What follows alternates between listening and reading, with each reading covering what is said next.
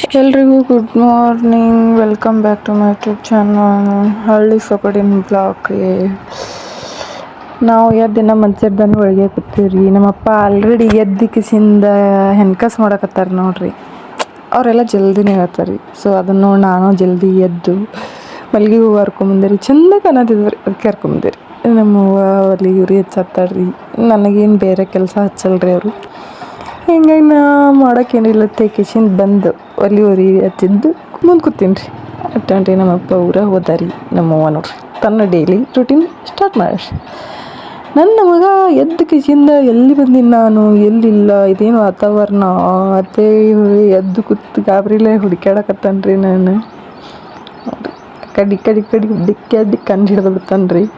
First confuse ಆಗಿದ್ರಿ ಅವಂಗೆ, ನಾ ಎಲ್ಲಿ ಬಂದೀನಿ, ಇದೇನು ನಾ ಗೋಡೆ ಇರ್ತಿದ್ದು, ಇದೇನು ಓಪನ್ ಸ್ಪೇಸ್ ಅದ ಅಂದು ಬಿಟ್ಟಾನ್ರಿ ಅವ.